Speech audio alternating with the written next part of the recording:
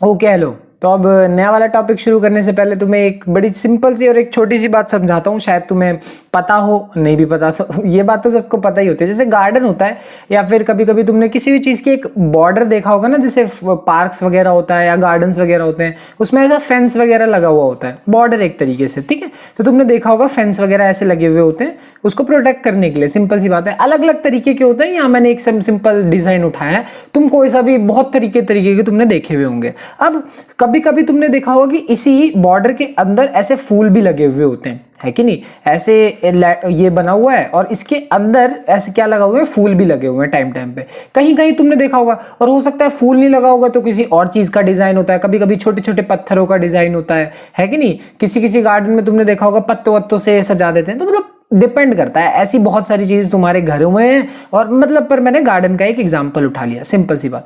Exact same चीज से तुम्हें एक नई चीज पढ़नी है और वो क्या है, क्रिस्टल लैटिस। क्या है, क्रिस्टल लैटिस। अब क्रिस्टल लैटिस क्या होता है पहले समझो। ये क्रिस्टल लैटिस दो चीजों से मिलकर बना है, पहला है लैटिस और दूसरा है मोटिफ। क्या है, लैटिस और दूसरा है मोटिफ। का इसका क्या मतलब है, लैटिस का मतलब है कि regular repeated 3 dimensional arrangement of points. बिल्कुल लैटिस का मतलब बिल्कुल यही है, मतलब एक रिपीटेड ऑर्गेनाइजेशन, अरेंजमेंट कुछ पॉइंट्स का जिनमें रेगुलर अरेंजमेंट, एक 3 डायमेंशनल रेगुलर अरेंजमेंट जिसमें हम कुछ पॉइंट्स लगा सकते हैं, जहां पे कुछ जगह हो जहां पे हम कुछ पॉइंट्स को लगा सकें, उसको बोला जाता है लैटिस। अगर तुम्हें नहीं समझ में आएगा तो अभी भी आ जाएगा, रुक जाओ, एक एक स्टेप बाय स्टेप देखोगे तो आराम से आ जाएगा। अगली चीज है मोटिव। मोटिव बिल्कुल इसकी तरह है, क्या कि उस पॉइंट में लगने वाली कोई चीज या फिर क्या बोलेंगे उसको, एंटिटी, कोई लगने वाली चीज। अब बेसिकली क्रिस्टल लैटिस में ये चीज कौन सी होती है, एटम होती है। कौन सी होती है, एटम होती है। इसका क्या मतलब है, देखो अभी मैं तुम्हें डायग्राम के साथ समझाता हूं। जैसे ये एक क्रिस्टल लैटिस है, ये एक क्रिस्टल लैटिस है, ये एक क्रिस्टल लैटिस, सबके सब एक क्रिस्टल लैटिस है। और यहाँ पे जो ब्लू या ये जो बॉल्स देख रहे हो ना, पर्पल या फिर ग्रीन कलर की बॉल्स, ब्लू कलर की बॉल्स, रेड कलर की बॉल्स, ये बेसिकली क्या है, एटम्स है। क्या है, एटम्स। सिर्फ एटम्स है या फिर ग्रुप ऑफ एटम्स भी हो सकते हैं। अब यहाँ पे ये जो पूरा अरेंजमेंट है इनके लिए, ये जो पूरा का पूरा अरेंजमेंट है, जो लाइन लाइन सी खिंची हुई तुम्हें दिख रही है, ये जो लाइन लाइन खिंची हुई दिख रही है, वो क्या है, वो हमारे पास क्या है, लैटिस है। क्या है, लैटिस। जैसे ये है एग्जैक्टली मतलब लगाने के लिए एक प्रॉपर जगह है। और यहाँ पे जो एटम्स हैं जिनको हमने उस जगह पे फिक्स किया है, लगाया है, उसको हम क्या बोलते हैं, मोटिफ बोलते हैं या बेसिस बोलते हैं। समझ में आ गई बात। और अगर ये नहीं समझ में आया तो बेस्ट एग्जांपल मेरे हिसाब से तुम्हें ये, तुमने कभी देखा होगा तुम्हारी मम्मी की साड़ी इस टाइप की होती है, उसमें कुछ ऐसे पैरेलल लाइंस बनी हुई होती है, कुछ डिजाइन टाइप का होता है। तुम सबने ऐसी साड़ी जरूर देखी है, मैं ये नहीं कह रहा यही साड़ी तुमने देखी होगी, बट ऐसी साड़ी जरूर देखी होगी। अब इसमें जो लाइन लाइन सी बनी हुई है, वो लाइंस बिल्कुल किसकी तरह है, लैटिस की तरह है। किसकी तरह है, लैटिस की तरह। और इसके अंदर जो गोल गोल सा ये बना हुआ है, वो बिल्कुल किसकी तरह है, मोटिफ की तरह है। ठीक है। तो जो लाइंस है वो उसको एक तरीके से आउटलुक दे रहे हैं, एक बाहर से पैटर्न दे रहे हैं, और उसके अंदर हम उसको एंटिटी लगा रहे हैं। और बेसिकली वो एंटिटी कौन सी है, एटम्स हो सकता है या ग्रुप ऑफ एटम्स हो सकता है। समझ में आ गई बात। ठीक है। तो ये बात थी लैटिस और मोटिफ बेसिस। ठीक है, बहुत इंपॉर्टेंट बात है। मतलब वैसे तो कोई पढ़ाता नहीं है, बट तुम्हें समझ में आना चाहिए कि ये क्या चीज है। ठीक है। अब नेक्स्ट चीज देखते हैं। तो अगली चीज हमारे पास क्या है, क्रिस्टल लैटिस के कैरेक्टरिस्टिक्स, उसकी क्या खूबियां हैं, उसकी क्या खास बातें हैं, वो हम देखने जाएंगे।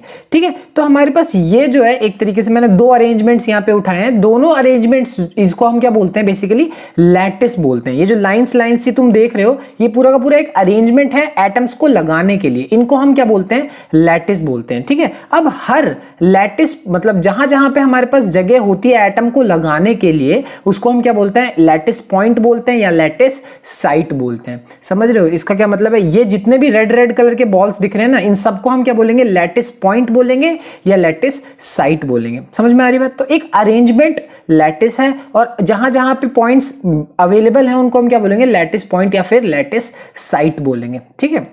अब अगली बात बहुत सिंपल है कि lattice points are joined by straight lines. उनको स्ट्रेट लाइन से जॉइन किया जाता है to bring out the geometry of the lattice. की कैसी ज्योमेट्री है उसकी, क्यूबिक है या फिर रोम्बोहेड्रल, मतलब बहुत अलग अलग तरीके के शेप्स हो सकते हैं। वो कैसा शेप होगा, कैसी उसकी ज्योमेट्री होगी, वो देखने के लिए हम क्या बनाते हैं, ऐसे लाइंस सी बनाते हैं। ठीक है, सिंपल बात। अगली बात क्या बोलता है, अगली बात यह कि each point in crystal lattice represents one constituent particle. यानी यहां पे जो भी पॉइंट है, हर पॉइंट क्या रिप्रेजेंट कर रहा है, एक कॉन्स्टिट्यूएंट पार्टिकल रिप्रेजेंट कर रहा है। और वो कॉन्स्टिट्यूएंट पार्टिकल क्या हो सकता है, एक एटम हो सकता है, मॉलिक्यूल भी हो सकता है और आयन भी हो सकता है। समझ में आ गई बात?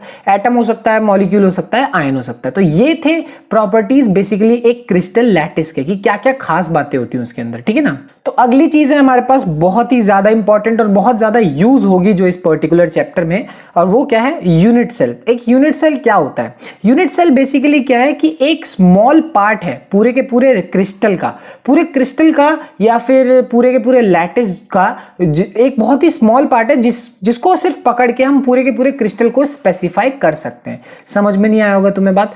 इसका मतलब बड़े सिंपल शब्दों में समझो। एग्जाम्पल के तौर पे पकड़ो, जैसे तुम्हारे वॉल्स वगैरह में बहुत सारे आजकल डिजाइन बनते हैं, ठीक है। मेरी भी वॉल में कुछ डिवाइस हैं, पर उसको मत उठाओ क्योंकि वो वाली अलग चीज है, ठीक है, उसको नहीं पकड़ सकते। हाँ, जैसे पर ये वाली डिजाइन है।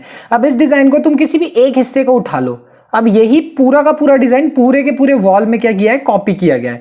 यानी अगर तुम्हें पूरी वॉल को समझना है तो तुम सिर्फ एक डिजाइन को समझ लो, तुम्हारा काम बन जाएगा, है कि नहीं। क्रिस्टल लैटिस के यूनिट सेल का भी वही मतलब है। अगर तुम पूरे के पूरे क्रिस्टल लैटिस को, पूरे के पूरे क्रिस्टल को, बेसिकली पूरे के पूरे क्रिस्टल को समझना चाहते हो तो तुम उसके सिर्फ एक छोटे से हिस्से को समझ लो, और उस हिस्से को समझ लोगे तुम्हारा काम बन जाएगा। और उसी हिस्से को क्या बोला जाता है, यूनिट सेल बोला जाता है। क्या बोला जाता है, यूनिट सेल। मतलब अभी हमने देखा कि कुछ लैटिस पॉइंट्स होते हैं वगैरह वगैरह, बट पूरे क्रिस्टल का एक वो हिस्सा जिससे हम पूरे के पूरे क्रिस्टल को समझ सकते हैं, उसको हम क्या बोलते हैं, यूनिट सेल बोलते हैं। क्या बोलते हैं, यूनिट सेल बोलते हैं। समझ में आ गई बात? तो यूनिट सेल बड़ी ही सिंपल चीज है, ज्यादा कॉम्प्लिकेट मत करना इसको। काफी लोग कंफ्यूज हो आते हैं लैटिस में, क्रिस्टल में, यूनिट सेल में। एक एक करके देखोगे तो बड़ी आसानी होती है देखने में, है कि नहीं। अब यूनिट सेल को अगर हम डिस्टिंग्विश करना चाहते हैं तो हमारे पास उसके लिए सिंपल सी क्या बात होती है, पैरामीटर्स होते हैं। अगर इन पैरामीटर्स को तुम बदलोगे तो तुम बहुत सारे डिफरेंट यूनिट सेल्स आराम से बना सकते हो। इसका क्या मतलब है, तुम्हारे पास 3 पैरामीटर्स होते हैं। एग्जांपल के तौर पे अपना रूम उठा लो, तुम्हारा रूम एक यूनिट सेल है तुम्हारी पूरी बिल्डिंग के लिए। वैसे नहीं होता कि हर रूम सेम नहीं होता, बट समझने के लिए उठा लो, तुम्हारा रूम है। अब उस रूम के कितनी सारी चीजें हैं। एक तो वो लेंथ ब्रेथ हाइट जो तुम बचपन में पढ़ते आ रहे हो, लेंथ ब्रेथ हाइट होती है ABC। हो सकता है वो सारी की सारी लेंथ्स बराबर हो सकता है ना बराबर हो, डिपेंड करता है तुमने कैसे रूम बना है। और उसके अलावा एक और चीज होती है और वो क्या है, एंगल। अब जैसे कि कोई लेफ्ट वाली वॉल है, तुम्हारे सामने वाली वॉल है, उन दोनों वॉल्स के बीच में एंगल कितना है, कितना एंगल है। हो सकता है 90 डिग्री हो सकता है, क्या होता ही है 90 डिग्री। बहुत कम केसेस देखे होंगे या तुमने बड़ा रेयर देखा होगा कि किसी के घर में थोड़ा डिफरेंट एंगल हो। ऐसा नहीं कह रहा मैं, होता है बट वही है कि वॉल्स के बीच में कितना डिग्री एंगल है वही। वैसे ही अगर यूनिट सेल को डिफाइन करना चाहते हो तो तुम्हारे पास 6 पैरामीटर्स हैं। क्या, लेंथ ब्रेथ हाइट, और अगला क्या है, अल्फा बीटा और गामा। मतलब इनके ही बीच में एंगल, ए और बी के बीच में एंगल, ए और हाइट के बीच में एंगल। समझ में आ रही बात? ये सारी की सारी चीजें। तो ये बहुत सिंपल सी बात है, पैरामीटर्स, ज्यादा टेंशन वाली बात नहीं है। हाँ, अगर इन पैरामीटर्स को हम बदलेंगे, इन पैरामीटर्स को हम बदलते हैं तो हमारे पास 7 क्रिस्टल्स बनते हैं। कितने क्रिस्टल्स बनते हैं? 7 क्रिस्टल्स बनते हैं, और उसको हम बोलते हैं 7 क्रिस्टल सिस्टम। क्या बोलते हैं? 7 क्रिस्टल सिस्टम। उसमें आती हैं बहुत सारी चीजें जिसको अभी हम डिटेल में देखने वाले हैं, बट वो 7 क्रिस्टल सिस्टम बनता है जब हम इन पैरामीटर्स को बदलेंगे। समझ में नहीं आई, बट यूनिट सेल समझ में आ गया ना। अब ये बात तुम्हें नहीं समझ में आई, अभी आ जाएगी समझ में, देखो कैसे। बट हाँ, यहां से तुम्हें ये समझ में आ जाना चाहिए कि यूनिट सेल क्या है, और उसके पैरामीटर्स को अभी बदल के जो हम 7 क्रिस्टल सिस्टम बना जा रहे हैं वो तुम्हें आराम से समझ में आ जाएगा। यूनिट सेल समझ लो पहले, ठीक है। तो जैसा कि मैंने तुम्हें अभी बताया कि ABC अल्फा बीटा गामा, वो 6 पैरामीटर्स हैं जिसके वजह से हम कुछ क्रिस्टल्स बना सकते हैं। एक एक करके सारे क्रिस्टल्स देखते हैं, ठीक है। सबसे पहला जो हमारे पास बनाया जा सकता है वो क्या है, क्यूबिक। क्यूबिक में तुम बहुत सिंपल, जो तुम बचपन से तुम्हें मालूम है, क्या एक डाइस होता है ना, डाइस जैसे क्या हो गया, A = B = C, और अल्फा = बीटा = गामा = सबके सब 90 डिग्री। ये बड़ा ही सिंपल सा एक क्यूबिक स्ट्रक्चर है जो तुम देखते आ रहे हो। बट फिर भी एक बार इसका 3D स्ट्रक्चर देखते हैं, ठीक है। तो इसका 3D स्ट्रक्चर कुछ इस तरीके का दिखेगा, बड़ा ही सिंपल, बड़ा ही बेसिक। और इसके कॉर्नर्स पे क्या लगा हुआ होगा, सिंपल सा क्या लगा हुआ, हमारे एटम्स लगे हुए होंगे, जो लैटिस पॉइंट जिसको हम बोलते थे। बड़ा ही सिंपल और से बहुत मस्त स्ट्रक्चर है इसका, ठीक है। सिंपल मेरा कहने का मतलब ये है, तुम इसे बचपन से देखते आ रहे हो तो तुम्हारे लिए कुछ नया नहीं है। तो क्यूबिक सिंपल। बट अगला हमारे पास क्या है, टेट्रागोनल। टेट्रागोनल मतलब क्या है, अब टेट्रागोनल बोलो या फिर जो तुम बचपन से आ रहे हो पढ़ते हो वो क्या है, क्यूबॉइड। इसका क्या मतलब है कि देखो इसके सारे एंगल्स तो 90 डिग्री के होंगे, बट दो साइड्स भी इसकी बराबर होंगी, बट दो साइड्स तीसरी साइड के बराबर नहीं होगी। इसका मतलब ये है। अब इसका भी 3D स्ट्रक्चर देखोगे तुम्हें समझ में आ जाएगा, बड़ा सिंपल। तो टेट्रागोनल का थ्री डायमेंशनल स्ट्रक्चर अगर तुम नोटिस करोगे तो इसके सारे एंगल्स 90 डिग्री पे हैं, सारे एंगल्स 90 डिग्री पे हैं, बट और दो साइड्स भी इसकी बराबर हैं, दो साइड्स भी इसकी बराबर हैं, बट तीसरी साइड इसकी क्या है, लंबी है। साफ साफ देख सकते हो इसकी तीसरी साइड काफी क्या है, लंबी है। बाकी तुम ये वाली साइड देखो और ये वाली साइड देखो तो वो आपस में वो दोनों साइड्स बराबर हैं, तीसरी लंबी साइड इन दोनों के बराबर नहीं है। तो इसको हम बोलेंगे टेट्रागोनल शेप। समझ में आ गई बात। अब अगला जो है वो इंटरेस्टिंग है। अगला इंटरेस्टिंग है क्यों, क्योंकि उसमें देखो सारे एंगल्स तो 90 डिग्री पे हैं, बट ना ही ए बी के बराबर है और ना ही सी के बराबर है, मतलब तीनों एक दूसरे के बराबर नहीं है।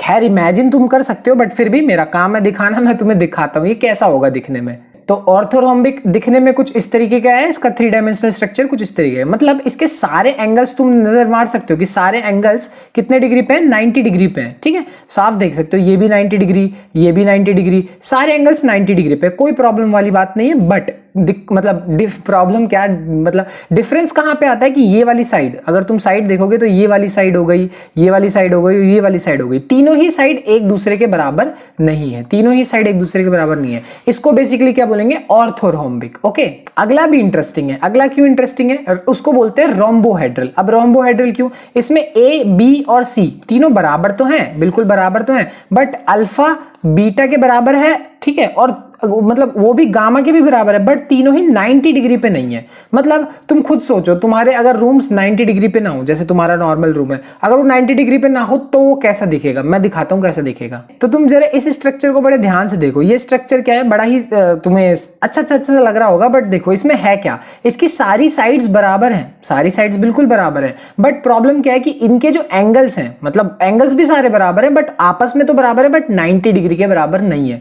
तो वो कुछ इस तरीके होगा दिखने में। देखो एक साइड से देखने में ऐसा लगेगा, यहां से देखने में ऐसा, ऊपर से अलग, डिफरेंट तरीके का। मतलब सारी साइड्स बराबर हैं, सारे एंगल्स बराबर हैं, बट एंगल्स 90 डिग्री पे नहीं है। समझ में आ गई बात। अगला थोड़ा सा और इंटरेस्टिंग, उसका नाम है मोनोक्लिनिक। उसको बोला जाता है मोनोक्लिनिक। साफ साफ देख सकते, मतलब बात यह है कि ए बी सी तीनों ही जो साइड्स हैं वो एक दूसरे के बराबर नहीं है, तीनों ही साइड्स बराबर नहीं है, और दो एंगल्स तो बराबर हैं, वो भी 90 डिग्री के बराबर हैं, बट तीसरा वाला एंगल बराबर नहीं है, ना ही 90 डिग्री के बराबर। ठीक है, अब इसको भी 3D में विजुअलाइज करते हैं।